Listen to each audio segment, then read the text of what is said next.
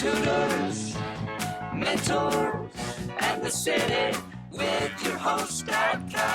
The City Tutors presents Tutors, mentors, and the city with your host.com. Good morning, good afternoon, good evening. My name is Kevin.com Brown, and welcome to Tutors, Mentors, and the City.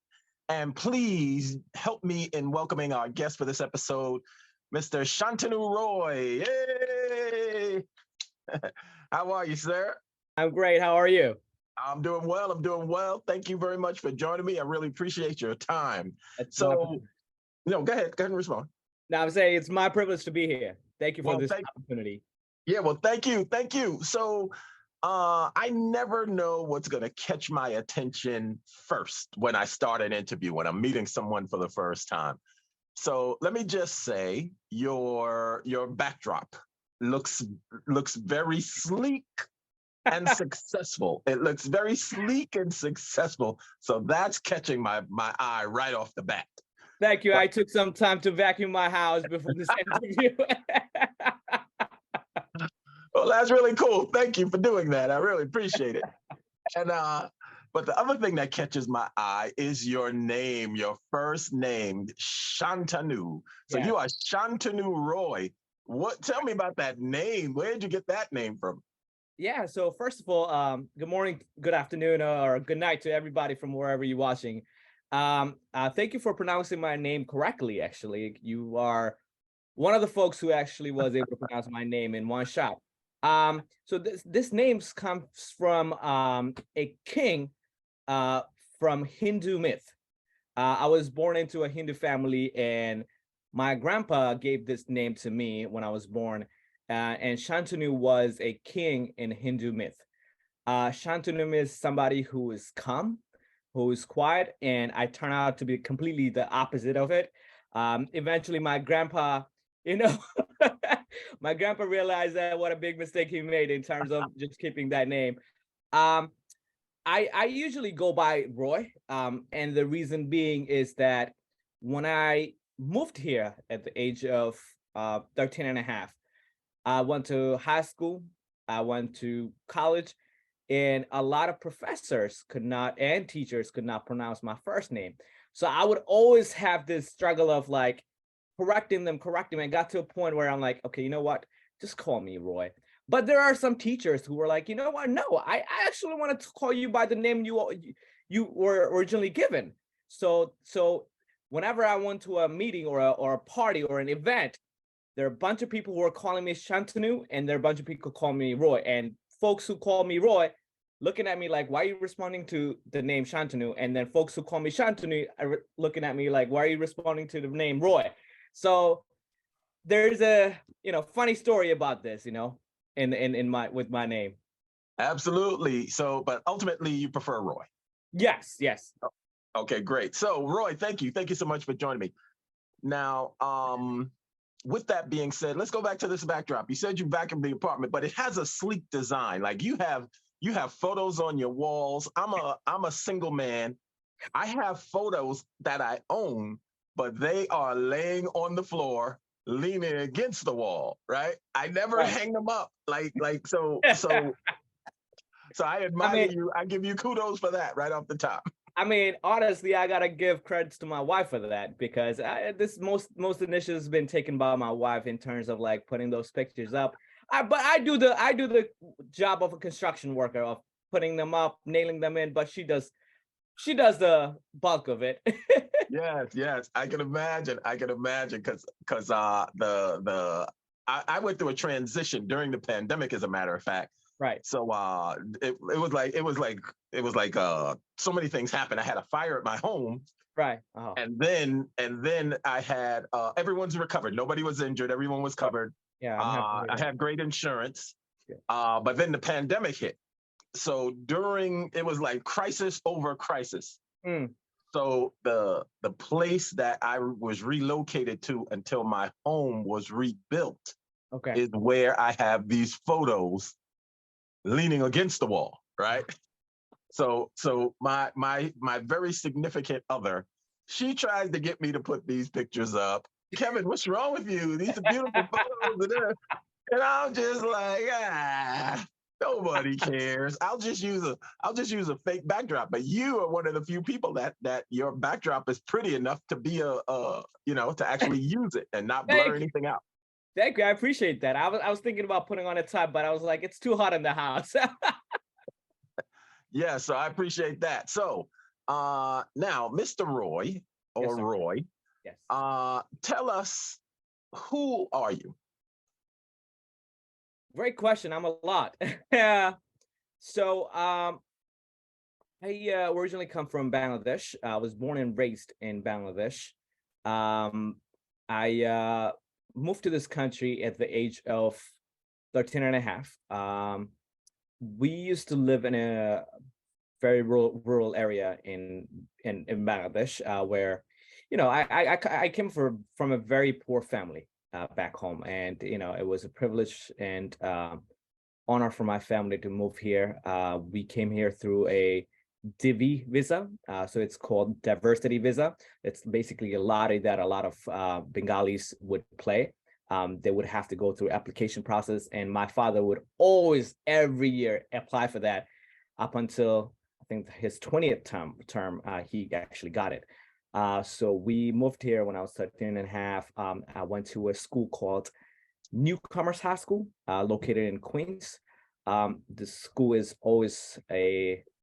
will always be a big part of my life, and my teachers who have worked so hard, especially thanks to my ESL teachers who have given me so much. They've worked tirelessly. They've been so accepting of me since I came to that school. I came to school with zero English because I didn't go to an English medium school back home, so my English was zero. So from there, I got to high school, and then I was in ninth grade. So I finished up 9th to 12 at Newcomers High School. Made some amazing friends that will last forever. Then I went to City College. At City College, I studied international studies. My major was in international studies, and my minor was in history. I graduated with honors at City College. I was also a Colin Powell Fellow at City College. I've done a lot of things in City College. I've done a lot of international travel. I was part of the European Union committee with Professor Sarakois. We, as a group, we went to Europe to do Model European Union. I've done Model EU. And so after graduating from City College, I basically got a job at Global Kids. Global Kids used to be an after-school program in my high school when I was going to high school. And through this program, I actually went to Colombia when I was in high school. And that's how my love for international travel started. And so I hit up my executive director and like, hey, I graduated school. Do you have anything for me? She's like, yes, you're an alum, just come work with us. So I started off as a trainer at Global Kids. I was in Brooklyn. Then I moved to a school in Queens where I worked for 4 years. Then I moved on becoming a community school director in the South Bronx. I work at 2 middle schools right now. So I'm in charge of 2 middle school in the South Bronx. And that's about me. And I love to travel. That's really cool, man. I'm born and raised in the Bronx, so I can relate. What middle schools are you at in the Bronx? I've got 2. So I've got MS 343, Academy of Applied Mathematics, and the other one is MS 224. Okay, and where are they located? Like they sound like one of those advanced schools. You're saying MS. When I went to school, it was PS. Yeah. So the one school that I work for, MS343, it's one of the highest performing school in District 7.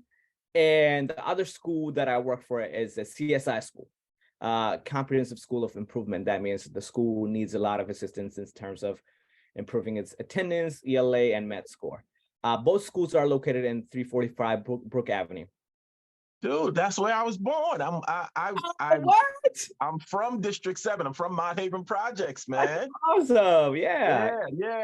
And I went to Clark Junior High School. It's no longer there. The building's there. Elijah D. Clark on Willis Avenue. All And right. my elementary school was on Willis Avenue, PS 49. That's still Okay. there also. It is But there. yeah, that's where I my whole life. That's where I spent Yeah, my. yeah. But that's cool, man. I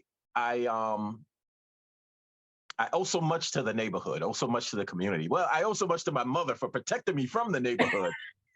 But I was always one of those special kids. Like I was identified as a exceptional student very early on. Now I Okay. didn't know it. I didn't know what the conversations were about. But I skipped from seventh to ninth grade. They skipped me Wow. from. They were gonna skip me from second to fourth grade. So I'm one of those nerdy kids from the hood, straight hood, who didn't fit in the neighborhood, right? I didn't fit. So now when I look back, I really have a extra compassion Yeah, for that community. And I absolutely. found, I was lucky enough to find some success in my life, and I would love to find opportunities to give back to the neighborhood and just do whatever I can to help these young people pay it forward. If you want to get back, you can always get in touch with me. I work in that community. I have good relationship with the parents in the community and the and the school staff members. Just we can connect. Well, And good, good. That's yeah, important to me. I'm gonna keep you. I'm gonna hold you to that. I'm gonna hold you to that. absolutely. So let's back up for a second now. Yeah, You said something interesting to me. You said you are from Bangladesh. correct. You moved here when you were 13. Now, I don't know if you were old enough to understand the the the caste system over there, right? But it from my understanding, now I'm public school trained, so it's all foreign, right? I Right, don't right, know. right. So I'm looking for clarity. Yeah. But from my understanding, the caste system is a real thing out there. Like they take that really serious. If you're born into one social group, you are there for generations. Yeah. Is that right? So so during my generation, I did not experience much of that, right? I think caste system was very prominent, and still to this days is very prominent in India, Okay. which neighboring country of Bangladesh. But Bangladesh is a Muslim majority country. Ah, Yeah, but caste system does exist. It does exist within the Hindu community. So I mean, to be honest, my family was not too much into it, but like whenever there was a wedding thing going on, there's always going to be a conversation about, okay, what caste is the bride from? What caste is the groom from? If the caste match, okay, the wedding is going to happen. But in terms of like discrimination amongst caste system, I didn't face that, I didn't face that much, but I grew up understanding what it meant, but in my community I didn't face that much, but I knew that my caste held some sort of meaning for me. okay, okay, that's cool. Thank you for clarifying. Because in my public school trained mind, India and Bangladesh is the same country in my mind, right? Right, So right. the distinction, I appreciate the distinction. Thank you for clearing Absolutely. that up for me. So now you're in the States. You didn't know the language, and the language you spoke when you came here was what? Uh, so I spoke Bengali and Hindi. Okay. Yeah. Did like a lot of immigrants to this country when they migrate here, they find a community Yeah. of their people. Is that your recollection when you were a young person? So I was a different kid altogether. I think my immigrant story would not match up with any other immigrant stories. And the reason being is that, before I moved here, I knew that I was going to struggle with English a lot. And my father warned me about it. And my father lived in Qatar for 19 years. So his English was decent. So he taught me basic tense, basic grammar, but that was too minimal for me to like survive in here. And man, when I tell you I was a bum back home, I was a bum back home. But I got really lucky. I got really lucky that I moved here because that changed everything about me. And when I first landed in this airport, in JFK airport, I knew that something had to be changed about me for me to be successful in this country. I cannot be a bum like I used to be back home. So from the get-go, I kind of knew that for me to be able to speak English better, or for me to perfect my English, I cannot be hanging out with folks from my community, even though I have much respect from the people and the friends from my community.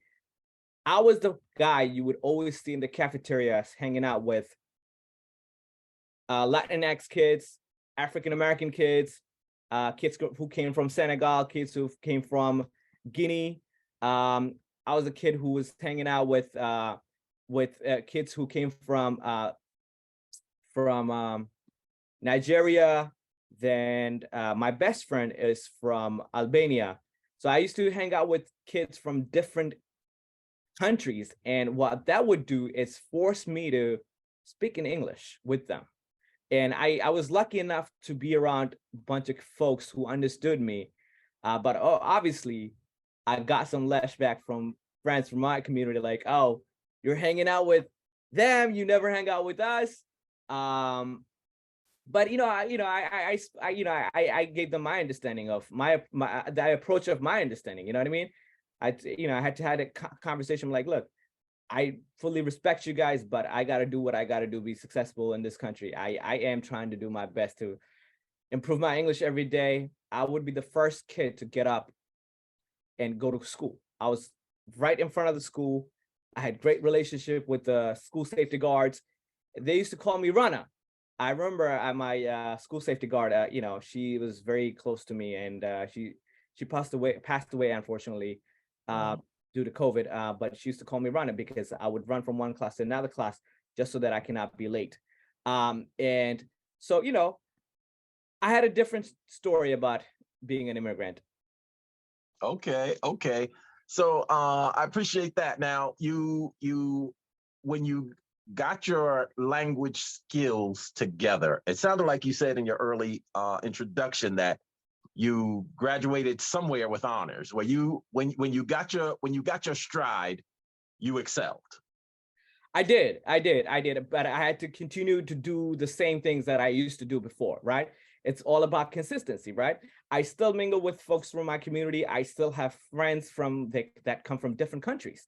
My best friend from college is from Jamaica. So like I've always immersed myself in different cultures because I feel like there's a lot to learn from different cultures, different countries, and folks can learn about my culture and my country as well. So that was the intention when I first came. I'm like, you know what? I'm going to take a different approach than any other kid because from the get-go, yes, I was feeling uncomfortable when I came in here. I was feeling uncomfortable because I had zero English and I felt nervous, to be honest. But it took me time. It took me time to assimilate. It took me time to get adjusted to the climate and, to the culture. Right. Okay. So you said I'm a City College grad. Also, I got my bachelor's in City. I'm actually going for my master's right now. I'm in the middle of Hey. a master's program at City College. I try to stay connected at City. Right. I intend to go for a PhD, but City doesn't have the program I'm looking for. Okay. So I'm gonna have to part ways. But I have another year to finish this master's program. So we are connected in that way. After you graduated from college, Yeah. what was you said you when you were undergrad, I think you said you went to Columbia. Yes. So when I was in high school, actually, Oh, in high school. Okay. I was super involved in different after school programs with different organizations. So uh, I was actually interning with YMCA. Then I was also involved in a organization, Global Kids. But YMCA actually gave me an opportunity to go to Columbia and work with child laborers in Columbia while I was in 11th grade. Okay. So as a result of your academic journey or your journey in the not-for-profit sector, You went to Colombia. What other places, what other international travel have you done as a result of your work? Yeah, I mean, I was also, when I was in City College, I was in Model European Union. So we went to Amsterdam, we went to Germany, we went to Poland. Because of, and that was college. And then when I started working with global kids, I've also led youth. I also took youths to international trips. So COP24, it's basically an environmental summit. I took two kids from Woodhaven, Jamaica, to Poland to speak to the community about the impact of global warming. Wow. Okay. Okay. That sounds really cool. Uh, what kind of in international travels? Now it's, let's put it this way, when the young people in my ecosystem, my daughter, my nephew, when they tell me they're traveling and they're in their 20s, they're in Yeah. their early 20s, the first thing I say to them, when my daughter said, Daddy, I'm going to XYZ, when my nephew said, Unc, I'm going to Ghana, the first thing I said to them was, listen, man, don't get kidnapped, right? Because Daddy is not Liam Neeson. I'm not going to come out there to get you the next day. Right. I tell them that because that's a thing now. Right. Was that a thing then? It's interesting that you mentioned that because, and I'll tell you the story. When I was going to Colombia, the entire school knew about it. That, oh, Roy's going to Colombia. Everybody started talking about how Colombia was unsafe because of Pablo Escobar and his cartel and whatnot. And mind you, I had no idea as to who Pablo Escobar was because I'm a new immigrant. I barely know the history of this country, and let alone understanding the history of Colombia. Right. I had no idea. So like my friends would come over to my house, and my parents are very close to my friends as well. They were like, oh, Roy is going to Colombia. He's got to be careful because there's kidnapping, there's this and that. That got my parents a little nervous. But I was never like that. I always thought that every country has its bad thing, every country has its good thing. You know what I mean? Like in every country, murder, kidnapping, theft happens in every country. It's just that media chooses to target one specific country and they roll with it.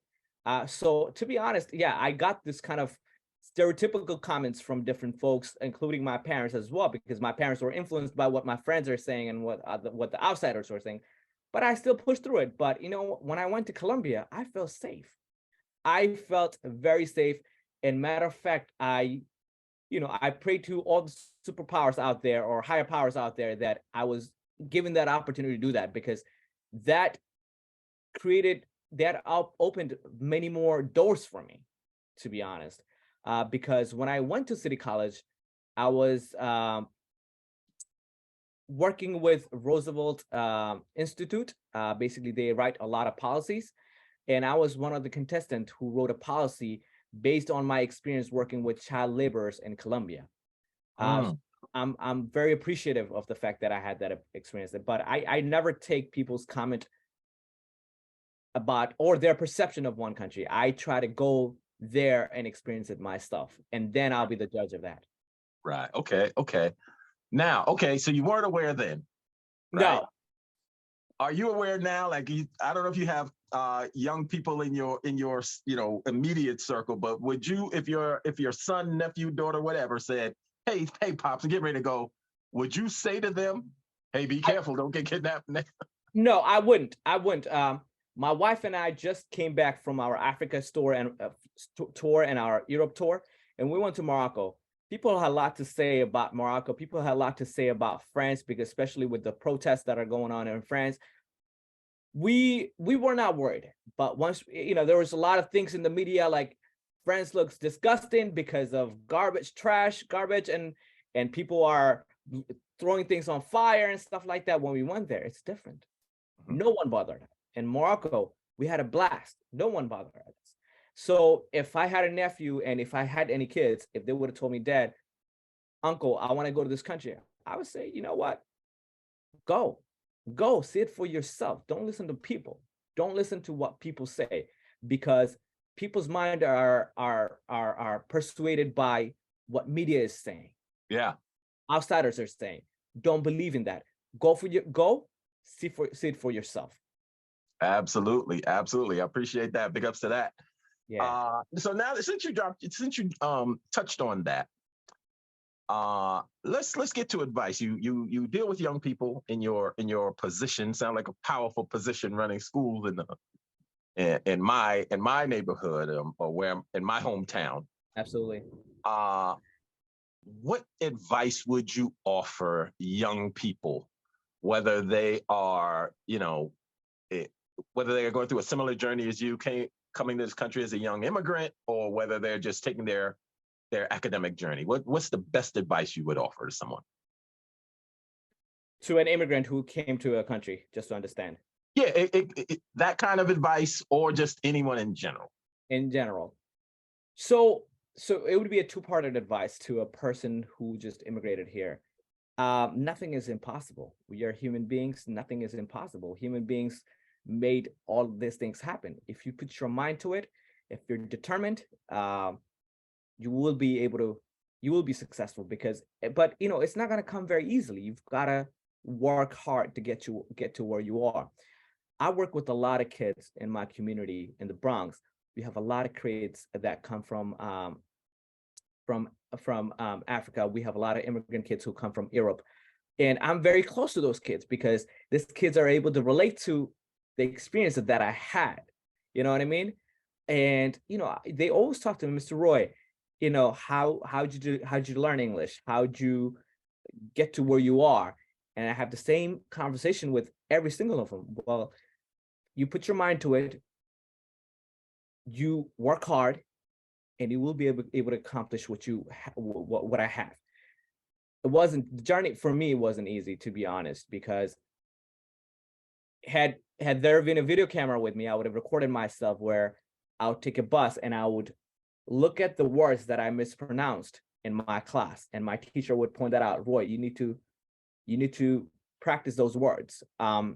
And I would pronounce those words by myself on the bus. I looked like I didn't care what I looked like, because I needed to get to a destination in life. I'm the only child of my parents, so I had to take on the responsibility. So you've got to work hard. Success is not going to be handed down to you. You have to fight for success. You have to chase success with hard work and determination. So that's what I would say to a person who just recently immigrated. If I can make it out here, so can you. Just be determined. To the people and the kids in my community, I've been working in Brook Ave, South Bronx. This is my 4th year working there.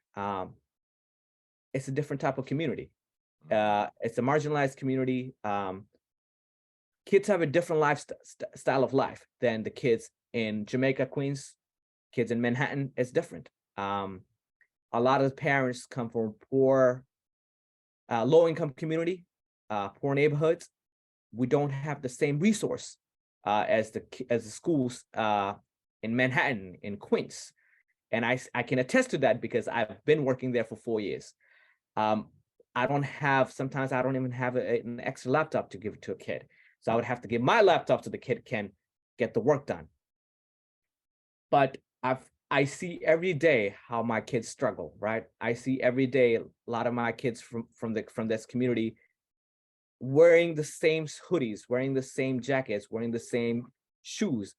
And then you have the other side where there are other kids who are wearing new Nikes every day. But I do notice those kind of reaction to that, right? And I do have a conversation. I'm like, listen, your time ain't over. Your time ain't over. You are only 13. With the hard work, you don't even have to worry about getting new pairs of Nike. You would be getting a great job. You would be getting a great life, great house.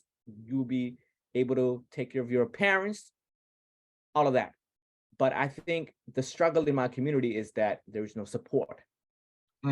Support from politicians, local politicians in terms of, and I'll give you an example for that, right? The school, the CSI school that I worked for, in the past 4 years, there's been a 2 change of principals. There's no consistency with leadership. And when there's no consistency with leadership, you fail students. So our kids don't deserve it. My kids don't deserve this kind of things, right? And I urge politicians to really focus in South Bronx, really start looking at this community from a bigger lens. We need help in the South Bronx. Our kids deserve the same right to education. But so my kids, I know they're strong. I know they're funny. Some of them are very funny. They're very strong. They're very smart too.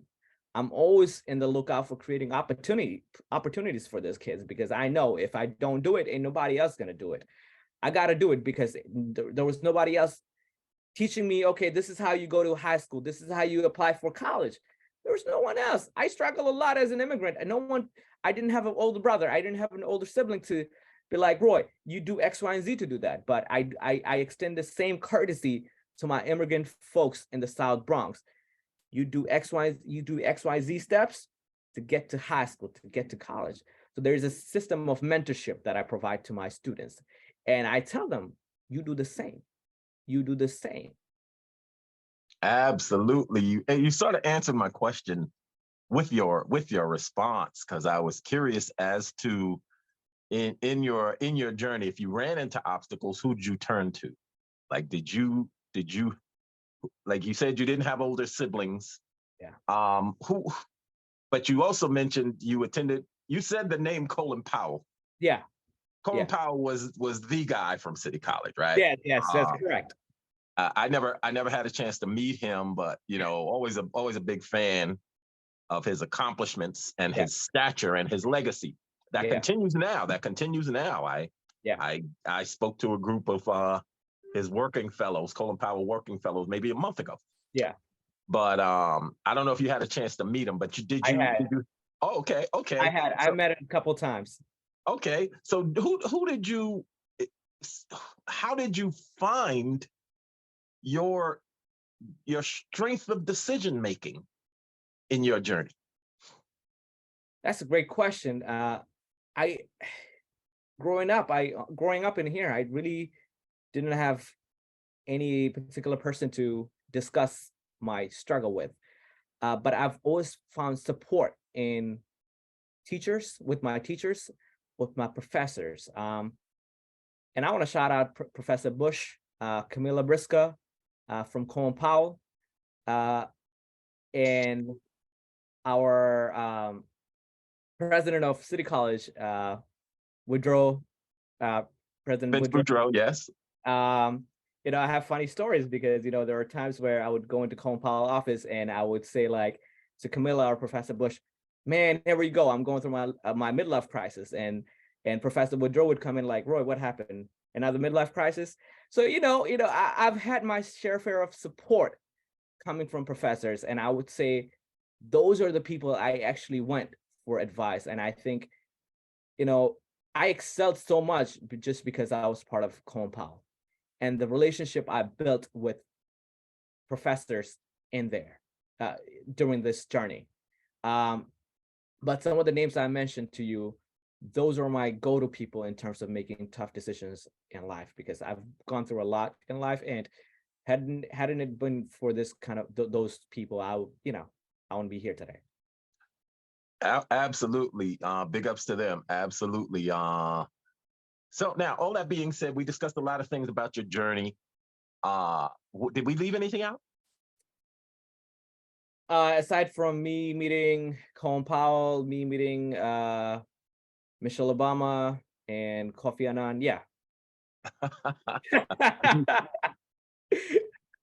You just named 3 powerhouses, man. Yes.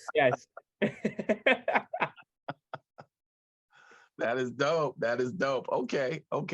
Well, you know what, Roy, man, it was a pleasure. First of all, it was a pleasure meeting you, and thank you thank you so much for your time. Absolutely. I know you're a busy man. I know you have your hands full over there at in my birthplace.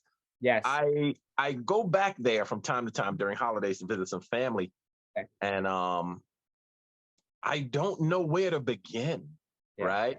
I was very fortunate that to make it out, have a I had a pretty successful career and a beautiful life. But I know I do embrace my responsibility to pay it forward. Yeah. So I'm definitely gonna hold you to the request, see if there's anything I could do. Absolutely. And come back and roll up my sleeves and help those young people. Because that's, that area is what formed me. I think what would be great if we just could come to my schools and just talk to the kids. That would be a lot for them, because you grew up in that neighborhood, you came out of that hood, you're a successful person, and that's what my kids are looking for, somebody as a role model. See, I'm able to connect with my kids, but not to an extent you will be able to connect, because right. I wasn't born in that neighborhood. So right. I am checking my privilege in this case, where I really don't go through the same things these kids are going through on a daily life, but you would able to relate to them.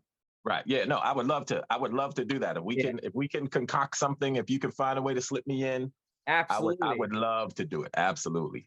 No question. All right. Thank you. All right. Thank you so much for this opportunity. I had a fun it was a pleasure talking to you. No, Roy, my pleasure, man. It was a pleasure and an honor and excellent to meet you. And I'll see you at the next one. All right. All right. Thank you, sir. All right. Thank you, Roy. Bye-bye. Bye-bye.